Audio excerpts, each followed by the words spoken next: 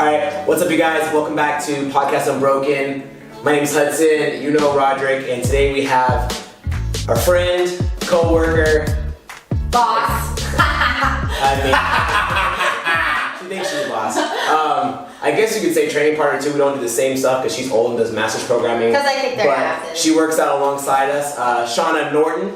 So Shawna wears a bunch of different hats, and I guess kind of just before we even get into a lot of different things, like we were talking about nutrition, maybe like some of the things we mentioned today, like being like an athlete as a female, which I mean, CrossFit is like very guy dominant. Like there's not a lot of like competitive CrossFit ladies in it. Like out of the gym, there's the one girl that just signed up, and then you. Like no one else is really like super into it and trying to like push that stuff. So can you kind of give us like a little bit of background of you, your experience getting into fitness and all first that? I want to know, why did you guys name it CrossFit Podcast Unbroken? Because there's a lot of good names that are already taken. I was thinking about that on my way over. Okay, so what do you want? I'm sorry. What do you want to know? So, just tell us about yourself. Yeah. Who are you? I started CrossFit when I was 32. I had been doing ultra marathons before that, and couldn't even run 10 miles. I wanted some cross training, which is really funny. And then I got into CrossFit and I realized all my running friends were like super excited to go running. And I was like, what the fuck is wrong with you guys? And then with CrossFit, I started going to the gym and I couldn't wait to get to the gym. And it was like all I would think about all day long. And I would look at what the workouts were and like what I was gonna do, what I had to scale. And I knew I was obsessed. And then from there, it was just, it changed my whole life. Like I changed my degree. I'd gotten actually into nursing school and was going to get my degree in nursing, and I realized I would resent the hell out of a bunch of people who they could have made better choices and they chose not to, and then they were suffering the consequences, diabetes, things like that. Took the proactive route versus the reactive. Right, exactly. So so smart. I completed my degree in kinesiology, had actually done pre-physical therapy, was thinking I might go that route, and then I realized that I didn't want to be in school for another 4 years. And then it was just like CrossFit coach was just a no-brainer, and I just realized that I wanted to be doing what I'm doing now, which is live in the gym. Like I wanted everything CrossFit, like, a Hannah Montana bedroom, except I wanted it to be all CrossFit. Just barbell in your bedroom? Yeah. Barbell pillows. So going further back, what got you into ultra marathons? Because gross. Because I know what Ed at the gym does, like 100Ks, 50Ks, all that kind of stuff. Like coach does too. Yeah. Like what did you like do one marathon and thought, so this is cool, or mental challenge, right? Yeah. Well, so I done my first half and I liked it. No, that's not true. I hated it. I was like, the it was great. I felt good after. I felt very empowered, and I was like, oh, that's pretty badass. I can run 13 miles. And then after that, I was like, well, I wonder if I could run a marathon. And I knew I could. I had a guy that helped me like train for them, and he just told me, go out and go slow. Like that's the key. Just keep running and go slow. And so after I did a couple marathons, I was there was a client at the gym, at the vet's office that did ultras, and he and I started talking, and I did my first trail run at Rancho Penasquitos, and it was like 10 miles, and I had those like Vibram shoes that literally, it was horrible. It was super fucking muddy, and so my shoes became just these like giant caked mud shoes, and I was slipping everywhere, but I had a blast, and I really because it was like, it required thought. Like it wasn't just, mundane on the road. I was actually thinking about what I was doing and paying attention, and I was stimulated the whole time. And so after that, and then I'm like, well, if I did that, I probably could run. There was a Holcomb Valley race up in Big Bear, and I'm like, it was 15 or 33 miles. And I knew I could do the 33 miles, but everybody said just try the 15 miler, and I did. Fuck that. Yeah, well, I wanted to do me. I was like, go big or go home. And so I did the 15 miler, and it was heaven. I was like, this is the best thing ever, because you could walk when you wanted to walk. I could run when I wanted to run. I could stop and take pictures. The scenery was amazing. No wonder you go so slow on workouts now. Yeah. Stop. Yeah. Okay, selfies. Yeah. Awesome. So then after that, I was like, I decided to train for my first 30 miler, and then I was training for that, and I knew, I'm like, if I can do 30, I can do 50. Like, I knew that I had the capacity. Well, it's 20 more. Right. And then it was, after that, I did my first 50, and I loved it. I loved the races. I hated the training. Hated it. By myself, doing Mount Woodson, like running 4 or 5 times up it all day. We'd get out there at 4:30 in the morning, and we would literally just hike up it and run down it multiple times. It was just torture. I've heard, like, when it comes to like marathon training and like all that more extended runs, it's like it literally becomes like you have to run so much. So Christy at the gym, she's training for some crazy super long. Yeah, she does hundreds. Yeah, and she says like, and so Phil will say the same thing. She's like, she hates it, but it's like, even if she just wanted to like, because the race is in September, right, she has to do this work now to even like be like to do decent. Right. It's like it's so crazy to think like it's so much maintenance, it's so much work to just. It's torture. Yeah. And it's time on your feet. Like, you have to train your body. Like, I could go do a 50 miler right now, but my legs would be obliterated probably 20 miles in, because you just have to train your legs. It's like coaching. Like, if you coached from 5:30 a.m. to 8 p.m., never sitting the whole time, your legs would be fucking just exhausted. And so you have to train yourself for time on your feet. It's like walking around Disneyland. In Disneyland, I didn't do shit but eat all day. You have to train for it. Yeah. It's like a nap in the middle of the day. Yeah, it's shitty. So yeah, I started doing that, and the races they're like adventures, because you're out in the middle of nowhere. You're responsible for yourself. Like, you're in between aid stations. If something happens, I mean, someone might not discover you for a long time, and it just felt cool. It just felt like you get to disappear. And the first time I did it, the Avalon 50, I was high for like a week off of those endorphins. It was amazing. And then you keep chasing that. Yeah. Okay, I'll take your word for it. You just assume. Yeah. Assume that it's fun at the end. I wouldn't recommend it. It obliterates your body. Okay. It's not a healthy. It's not a healthy pastime. Yeah, I wouldn't think so. No. It's a lot of time and attention, a lot of endurance, a lot of time. A lot of time. In the gym, it's like you just gotta get better, lift more weights, go a little faster. Right. Like, maybe your time gets better or more longer based off of like the level of athlete you become, but it's not like you go from like 2 hours to like 17 hours. Right. I'm pretty sure the first person to run a marathon like dropped dead after. Yeah, that's actually not true. Is that not true? No, but the dude from Athens Probably to It's probably true. Well, I mean, he was like drinking champagne and stuff along the way, so. That's the way to do it. Eat quesadillas. They have alcohol. The friggin' aid stations, they had anything you wanted. Wow. Yeah, pizza. Snickers. Yep. Anything you want to have a whole. You guys have a Coke? It really helps me run fast. Yeah, no, but they had they had smorgasbords of, burritos, pizza, wine, beer. That's a challenge right there in itself, just running while eating burritos. Well, that's why I can eat anything and exercise. Yeah. Because I trained for it, practice, learn. Your stomach has the endurance. Yeah. Too. Okay. Yeah. What got you into CrossFit? How did you hear about it? And then what was your first step? There was a gym up the street from the house that I was living at, and I was dating a guy at the time, and I asked him, I know, that's a thing. Oh my goodness. It happened once. I asked him if he wanted to go, and he and I were talking. It's funny because I'll never forget this conversation. We were on, he and I had gone hiking. We were out in the Cowles Mountain area, and we were talking about CrossFit. And I was like, yeah, I really want to do it, but I don't want to get bulky like those girls. And I'm like, holy fuck, yeah. Now look at you. Right. Jack. I am one of those girls. so I'm bulky and I love it. But then we kept talking, and he was curious about it too, and so we went to the gym, CrossFit Elysium, my first gym, and I checked it out, and we did what? Shut up. This was in North Park? Out. Yeah. And then we did it, and it was awesome. What was your first workout? I think we did front squats. Oh, Yeah. Everyone and their mom does Fran. My first workout was Fran or Diane. And I'm like, how was that your first workout ever? Like every single time someone does their first workout, it's a benchmark. No, we didn't do. Dude, the first time I did Fran, I had to use a black band. Like when I tell people at the gym when they get discouraged about their workouts, like I didn't even finish Fran. We had a 15-minute time cap. I didn't even finish it. I had a black band. Yeah. That's funny how far CrossFit's gone. Like I remember a program the other day, and I put an 8-minute cap. Everyone finished under the cap, but it's 15 minutes. I can envision that. Like my gym, my first gym back in the day was very just band it up. Yeah, no time cap, just crazy long workouts. So there was no method to the madness, but. Yeah, we didn't have them. How was your first Fran? I can't remember what my first Fran was. I remember every Fran after that's the only workout other than an open workout I'll get anxiety for.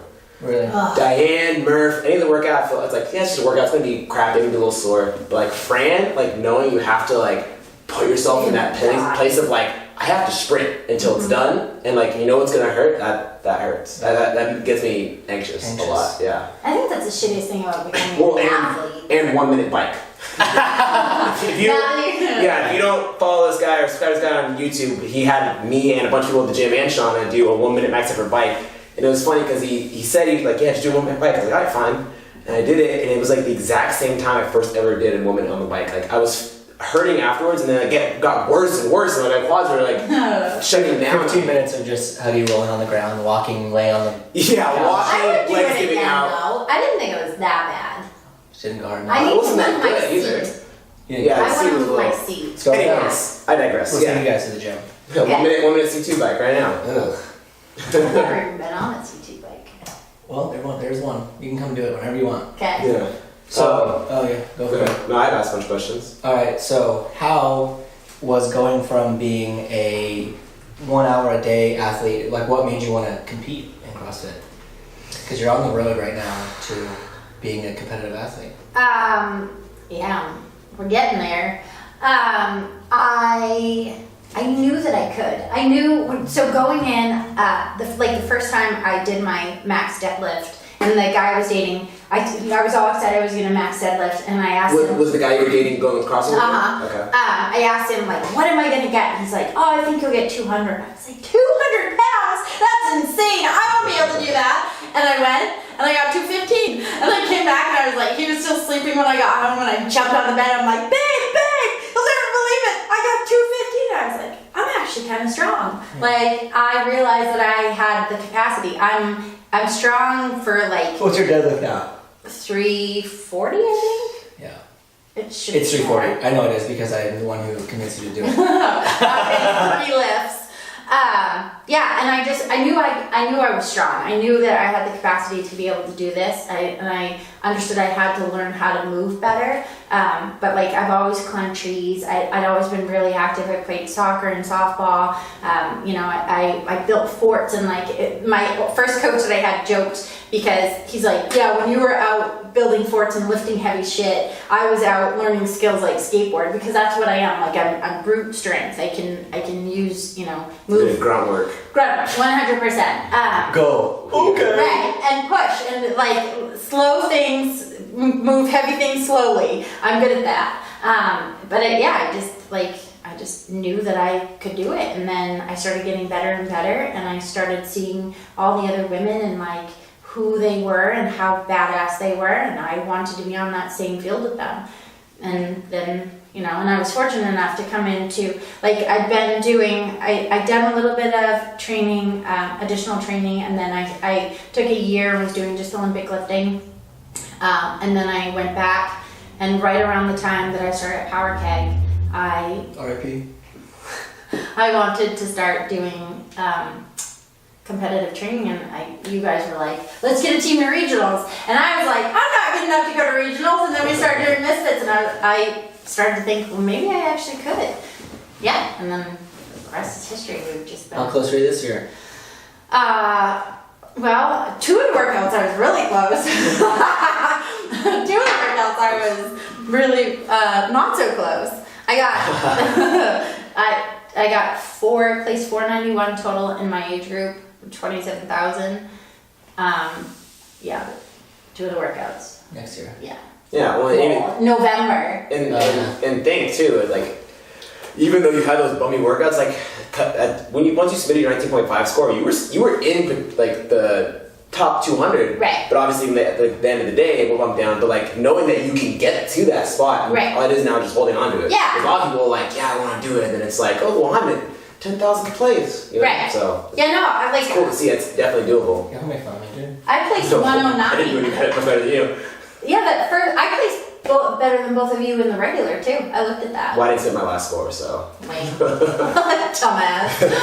Don't do that. Yeah, don't forget. Well, it's because, anyways. So, what got you into the nutrition side? Because at our gym, you are our nutrition coach, is what you can say? Yeah. So, you can call, in the state of California, we don't have any like rules around what you call yourself. So I could call myself a nutritionist. Yeah. Nutrition like savage. That. Yeah. That would be a good business name. Savage nutrition. That'd be a good Instagram. Dun, dun, dun. I think that's probably already taken.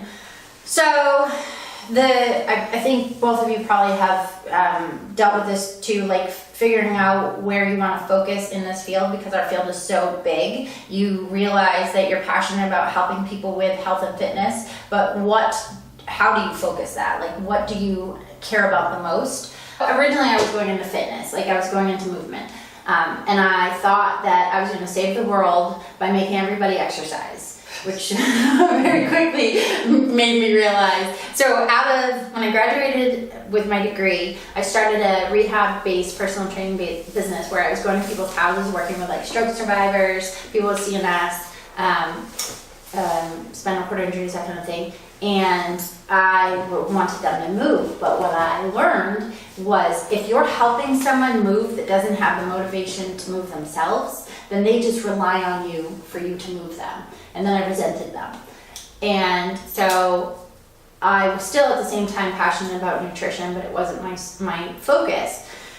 When I joined CrossFit, when I started coaching with CrossFit, I realized that I only wanted to work with individuals who were going to take the time to care for themselves. Yeah, like I wasn't gonna, if they weren't gonna commit to it, then I wasn't gonna commit to it.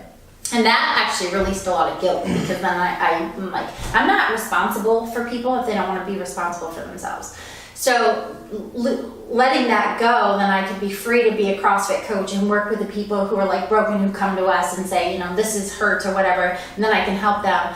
And then the nutrition thing was like, I've always been passionate about nutrition. Like I started dieting when I first moved here. I was dating a bodybuilder, and he was this like gorgeous, really trim guy, and I was 20, and I was actually in good shape, but I felt fat, and I was living in California, and everybody's running around half naked, and I didn't have a good sense of self. So I went on my first crash diet, and I was doing 1,200 calories a day, and Sick. Oh, it was horrible. I was riding my bike to and from work twice a day. I was going to the gym 5 days a week. I was running. I was working in a dog grooming place, so I was on my feet all day. I mean, I was starving myself, and then I learned how to binge because I was so fucking hungry. And then I started a binge purge cycle, and I'm like, okay, well now I'm a fucking bulimic at 20, and I knew that this was not a healthy thing. And then I spent my whole 20s chasing this ideal that was jacked up, and I recognized, finally that I just needed to eat. I needed to have a good relationship with food.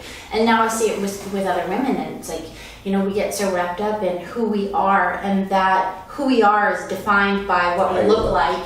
Yeah, and then by default, so your food is emotionally connected. You're an asshole if you're eating bad food, and you're wonderful if you eat your vegetables and are skinny. And it's like, that's not actually the case.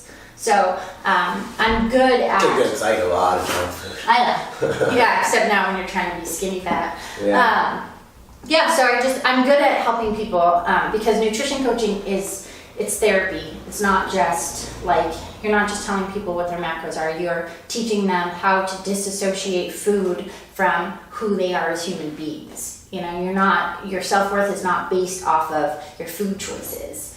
And so you get to sit down and help people. It's a holistic, it's a whole body approach, like sleep, cortisol levels, working out in a deficit, training fueling your training, making sure that you're eating enough throughout the day, making sure that you're eating enough for sleep. People don't even realize that sleep requires energy, and if you're going to bed in a depleted state, you're gonna sleep like shit. So yeah, it's awesome. It's amazing to me, and it's amazing how powerful good nutrition is and how powerful bad nutrition is. Like how you're gonna get diabetes. Whenever I eat anything sweet at the gym, so And people, I don't know what it is, but everyone in our gym always likes to bring the baked goods all the time. So Food is love. yeah, and I have a sweet tooth, and I'll take a bite of something, and Shawna's like, "You're gonna get diabetes." Just out of nowhere. I'm just sitting there like at the desk minding my own business, and Shawna's like cursing me with illnesses and diseases. Yeah, that's because that's your fifth one. Usually. Not usually. Sometimes. Depends how good it is. Most of the time. Depends how good it is. You never eat just one. Hudson turns into a little kid when he's around junk food. It's like eyes light up, and he's like, "I've got food." Yeah. Some hand in the cookie jar. So, like, how did it go with you starting like your first person like trying to take them through nutrition? Was it like first person, boom, you crushed it, like, whoa, this is potent, and then you started doing a bunch of them, or like how did it get to where you are at now, where you're teaching a bunch of people, and like how are the results that you're getting them?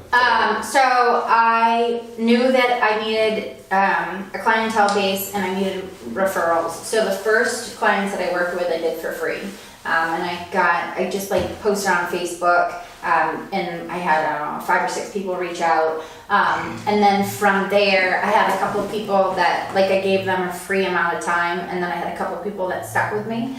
And then it's just evolved into what I do now, because I didn't really know, I knew I wanted to help people, and I didn't know how I was going to help them the best. And the thing is with nutrition, it's like, no one person is the same. So like one guy, he came to me and he wanted to lose his, tummy fat, which is probably the most common thing people say. But he actually had a massive gluten intolerance, and he didn't realize that. And so he had been struggling with GI issues for 10 fucking years, like to the point where he didn't want to eat because food made him, like, it just passed through him so fast and it made him feel horrible. Oh, wow. And so I'm like, okay, well, you're coming to me, we're friends, you trust me, just go off gluten for 1 week, just try it.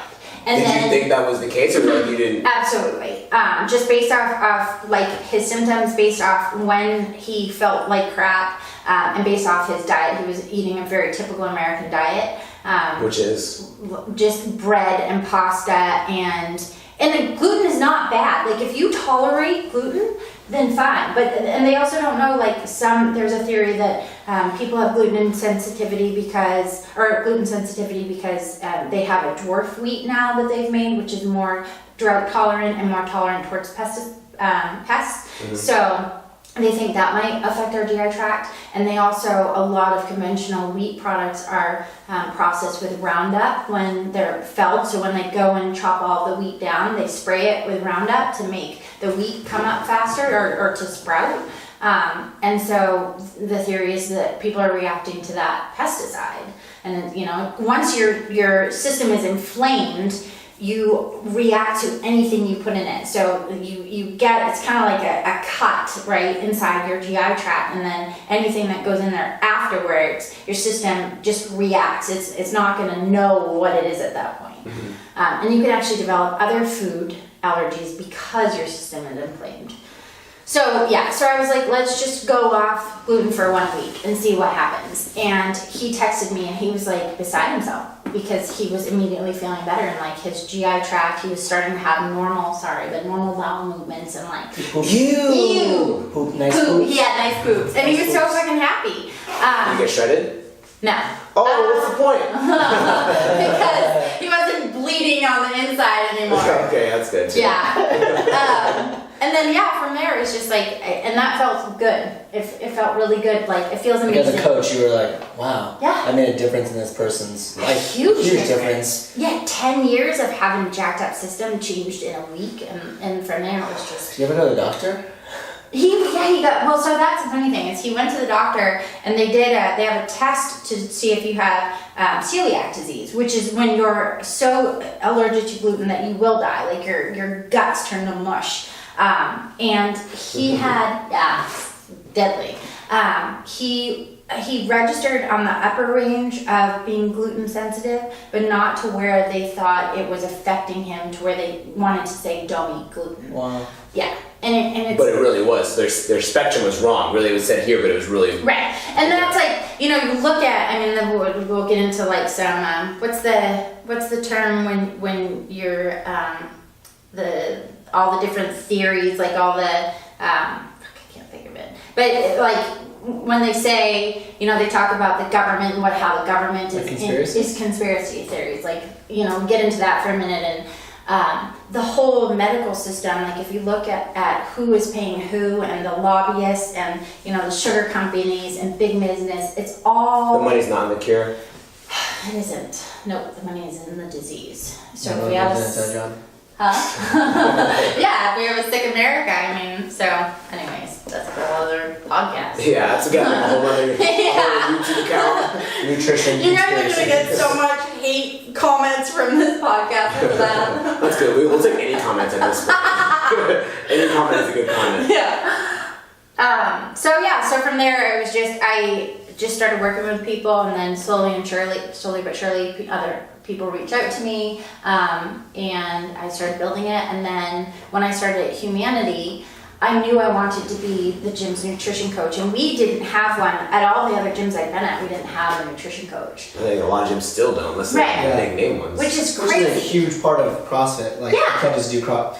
That's the base of the pyramid. Yeah, people think you can outwork a bad diet, and try to. You can. I remember there was my first CrossFit gym. There was a dude next door. It was a auto mechanic, and I walked by him one day and we were talking, and he's like, "Yeah." He goes, "It's like, why would I do CrossFit? I watch all these people day after day go in, and no one's body's changed." I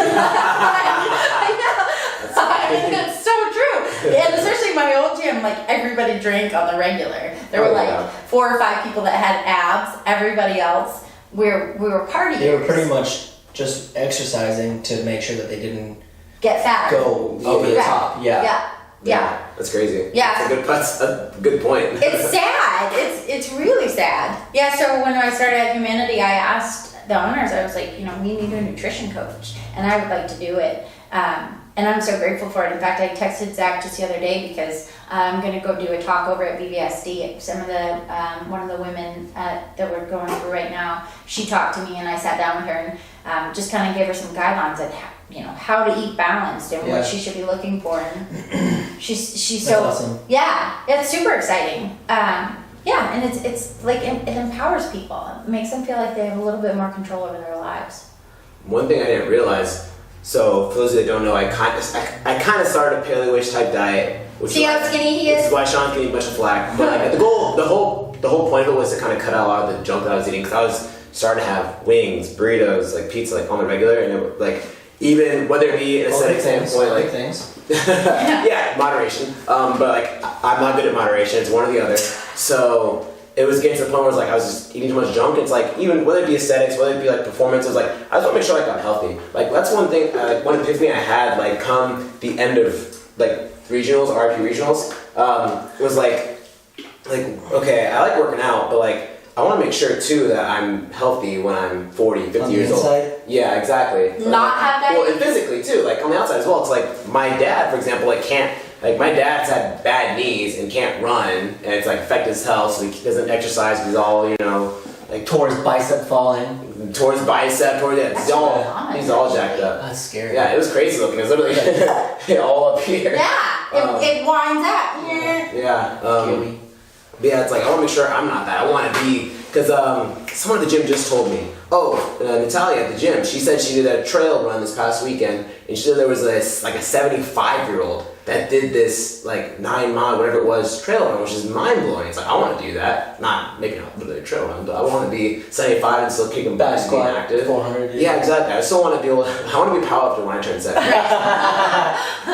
won't be aerobic anymore. I still want to look heavy. Yeah. So that's one thing that came to mind. I don't know why I brought that up, but it's I don't know why I brought that up. Because you're changing your diet, and why you change your diet. Change diet. So the diet was like just from a health standpoint. It's like I want to be a healthy individual. So like the whole goal was like to try to cut all that stuff out. And plus I was like a 90-day challenge kick. Like I just finished around wide and stretching, which is good for me. So I wanted to do something similar. You're just practicing being old now, aren't you? I don't know. We should have taken my 9 days aerobic. We'll go take you through some water aerobics and feed you some fucking bran muffins. You'll be good to go, dude. Water aerobics and bran muffins? Yeah. That's a whole new workout right there. Prune muffins. Yeah. You'll have really nice boobs then.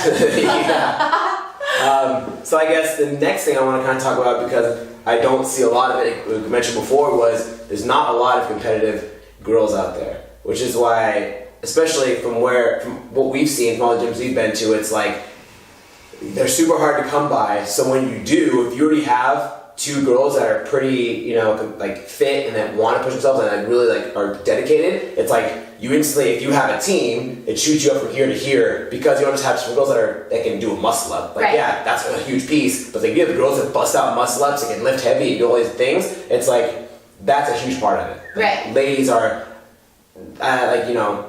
like obviously fit guys are important. More valuable. Women are more valuable. Exactly. Yeah, that's what he tells us. Finally! That's what he tells us. My wife. Women are more valuable. Yeah. And that's how you get to sleep in the bed at night. So, what is it like being old? And a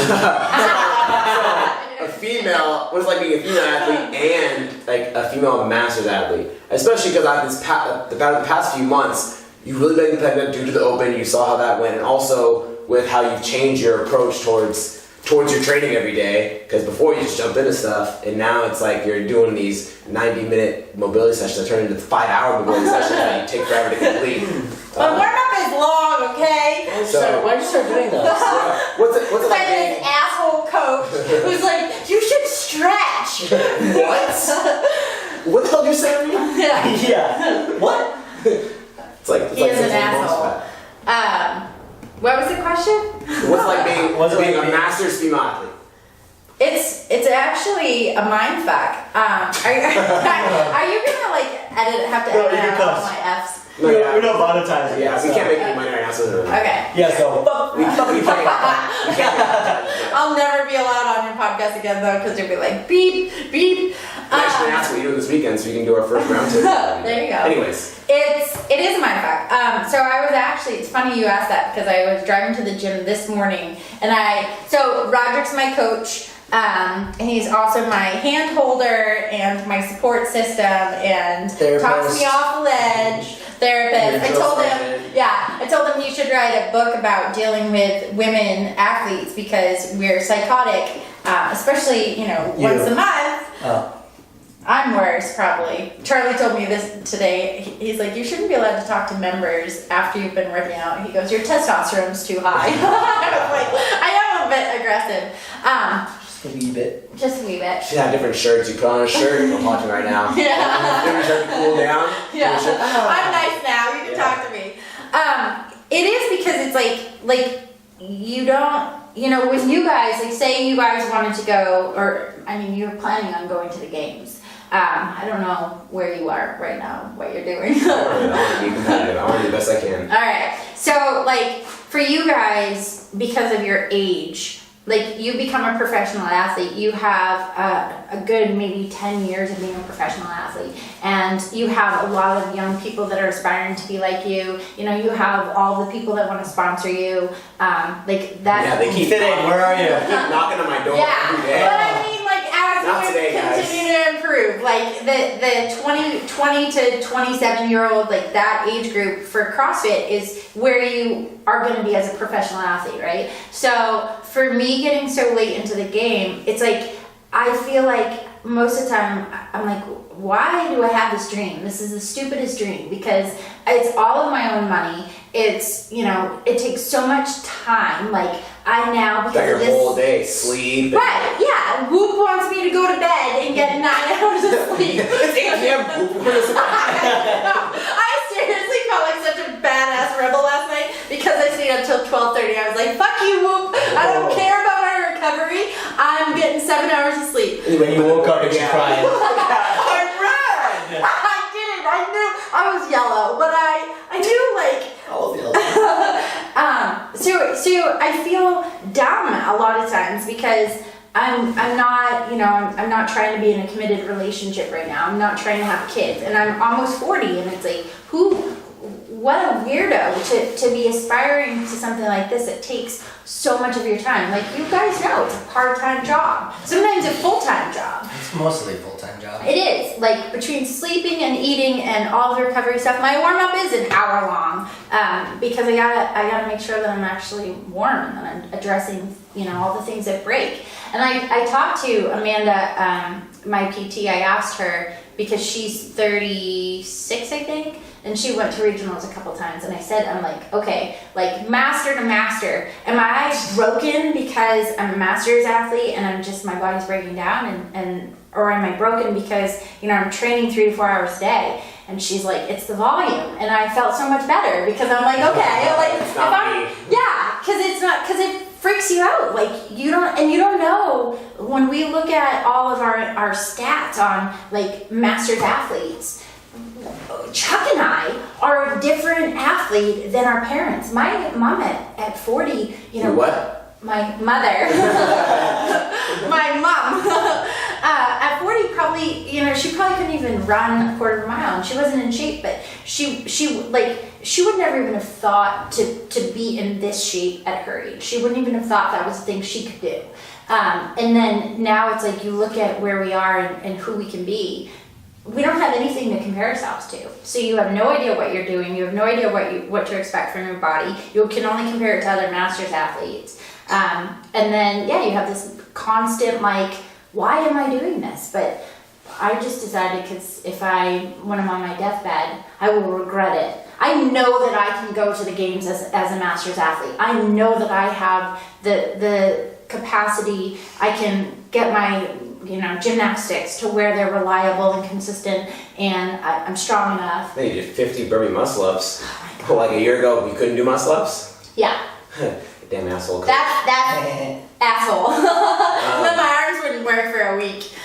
Plus, you like doing it. You're not doing this like for example, like if you're an Olympian, and just because you were gifted gymnast or runner when you were 6, right? It's like, okay, you got really good, you kept doing it. Oh, you have potential. Right. Well, it's kind of like why not try? Right. Like, you're so what if you were to stop doing CrossFit right now? What would you be doing right now? I don't even know. Exactly. I'd probably kill myself. No. No, I wouldn't. I don't know what I would do. I mean, there isn't This is your anything. passion. Yeah, it's funny. Coder comes in every day and he says, Shawna, there's more to life than CrossFit. And I'm like, Yeah, skateboarding. Yeah. No. Whoa, then pays for PT with me, so. It's true. He's trying to get in the gym more. And he loves CrossFit too. I think they just are jealous. Anyways. Yeah, you're just giving yourself a reason to have an out to be as fit as you. Because, we kind of have an awesome life. Like, you get to hang out in the gym all day, drink Fit Aids, hang out with your friends, exercise, play. Drink Fit Aids. I can't afford Fit Aids anymore. I know. Have dogs. We have dogs, and it's an amazing life. Yeah, and make podcasts on Tuesday nights. Podcast. Yeah. I'm right when everybody else is stressing about going to work tomorrow. Yeah. You're supposed to sleep tomorrow. You don't have to get up till 8. I can get up whenever I want. I can too. But I want to get up early for some reason now. Now that I gave myself permission to sleep in. That totally is. The older you get, the more you early wake up. I'm worried about that. I'm like, that's 6 o'clock. I'm going in bed. I'm like, nope. If my recovery's gonna be yellow if I get up right now. Go back to bed. That's funny. I can move. Okay. Yeah. Well, I mean, I don't have any other questions. Wow, this is kind of cool. Just chilling, talking. Okay. I'm a little quiet. It's nighttime. I do better in the morning time. Do you? Oh yeah. Yeah, we did a podcast one morning at 8 a.m. because I had to coach a Sunday class, and yeah, it was pretty smooth. And Ron was out of control. I don't know. I know what we're talking about. It was just good. Was that your first one? No. Did you I post it? I prefer morning times. I'm not as tired. I sleepy. Yeah. I'm delicate flower. You are a delicate flower. Who is your favorite games athlete and why? My favorite games How about athlete period? Okay, I mean, I don't actually have a favorite games athlete. I don't. Did you just point to you? Yeah. That's why I said no games athlete. Yeah, I mean, you should put a granite games athlete. Intermediate. yeah, I mean, I definitely, you guys are my favorite athletes. Like, games athletes, I want to compete against. I don't look up to them. Maybe that's bitchy or whatever, but I don't. Well, I mean, it makes sense too, because it's like, you compare, like you don't compare yourself to them. Well, I mean, like you don't look up to them. Right. You think you could be alongside them. I want to be alongside them. Yeah, I think they're amazing and incredible. I mean, the people I look up to are like fucking Maddie Rogers, who's clean and jerking like 250 or something. Whoa. 260. 302, dog. Like, that's She incredible. power cleans 265. Yeah, I mean, I look up to that. Like, Yeah. That's impressive. it's, but as far as like games athletes go, I see the things I want to be like. Whose engine I want, whose cycling I want, whose barbell cycling I want, but I don't, That's cool. What about you? Like your athlete? Yeah. Well, now you said that, I can't say anything. They're next to me. Bro, you Matt Frazier. You look up to everybody, dude. Yeah. Except Josh Davis, you got high. Especially now that his legs all limp and he's kind of like a little lower than he is normally. Yeah, his knee's jacked up again. No, he had surgery. On the knee that was jacked up. Yes.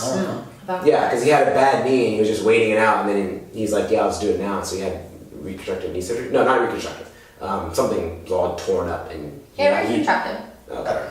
Yeah, he's missing a bunch of something. And they got back together. Yeah. Humpty Dumpty. But if I had to pick an athlete, it's Matt Frazier, because I kind of see weird or dumb as this may sound, I kind of see myself in him. Kind of like when he gets competitive, he's kind of like eye of the tiger. Whereas I feel like I'm kind of the same way. It's like once you hit the competition floor, it's like I get quiet, and I get serious, and it's like naturally I'm kind of quiet and goofy and dorky. Like I'm not really. You're super extroverted. Yeah. Opposite day. Just kidding. So I go from being a quiet introvert to a aggressively quiet introvert. Yeah. But I feel like I don't know. Matt Frazier is so badass. He's so cool. Yeah. He's incredible. So I try to pretend that I'm like Matt Frazier. I'm like, go to the dark place. Go to the dark place. You like it there. You like pain. So I hate it there. One thing I've recently been doing in my training too is before it was always kind of get the workout done and it's it's just nasty, this is gross, and then it's kind of why am I doing? I'm doing this to get better. I'm doing this to prove myself. So it's I'll literally flip the switch in the middle of workouts and start going a little harder, and it's because we post our workouts on Facebook, it's I see Dan post too, and before I was kind of just posting it and then not looking because I was kind of this is just my own records when I want to pull up the numbers back and whenever I need to. But then I started looking at Dan stuff. It's Dan started beating me at everything. I used to be Dan at everything. It's all right, I gotta kick it up a notch. So I think that's one part of being competitive. It's I wasn't doing enough competitions for a while. I did Granite Games, and then there's the past couple Opens. I hadn't done a comp in a while, so I need another reason to put myself. Which tomorrow starts the Granite Games qualifier, so perfect. But we're doing those also got a on girlfriend Friday, and a right? dog, so. Yeah, girlfriend and dog take up all my freaking time. Those losers. Don't watch this podcast, Tessa. Yeah, I'm going to the gym. What? I work there. I'm going to work. Yeah. I just happened to train. What about you? Oh, thank God. I thought you never asked. I was waiting for they're going to end this podcast and ask me my favorite athlete. John Para. Who is that? John Para. What? He's Well, he's a full-time, he's got 3 or 4 kids and he works LA Sheriffs and he's a games athlete. So he's He looks like a bodybuilder. He looks kind of like Nicky Ragar, physique-wise. Well, and he won the snatch ladder at the games. 2017? Something like that. I don't know. He's just he has a kid, or kids, a wife, and a full-time job. So you're he's seeing working him- 12-hour shifts. Yes. Patrick Bellner, full-time student, and he's He ain't got no kids. He ain't got no kids or wife. True. Yeah, there's a lot. That's nothing. What a loser. He needs to get some kids. Come on, Pat Bellner. Get some wives. Get some no. kids and a few wives. Wait. They just weigh you down. So you like that because you see him being able to do life and he's still Good role model representation. Yeah, exactly. He's the exact definition of what people are there's CrossFit's not the only thing that's important. Right. Mm-hmm. So obviously he puts time aside for CrossFit, but I mean It's not his. he's putting time aside to go to his kids' games He and can still do it all. Just saying that gives me anxiety. I'm like, what? No. The CrossFit is everything. Okay, well, awesome. Thank you so much for coming on. I wonder how many F-bombs you dropped on me. Keep a tally on the bottom right. That should Yeah. be your, I you went guess a fit 8. How many? 38, that's what I would say. If you guys counted the F-bombs, go ahead and comment down below. I didn't swear 38 times. No, you fucking didn't. Roderick did. Okay. Alright, yeah, cool. Well, thank Awesome. you for having me. Thank you guys for watching. If you stuck all the way to the end, you guys are awesome. You should leave a like on this video. Thanks, Jess. Yeah, thank you. Is it Jess Pickering? Mendich. Leave a comment, subscribe for plenty more. We post a video every Sunday and Wednesday for you guys. We have a couple other interviews lined up, so make sure to stay tuned. Thanks, guys. Bye, Lucia.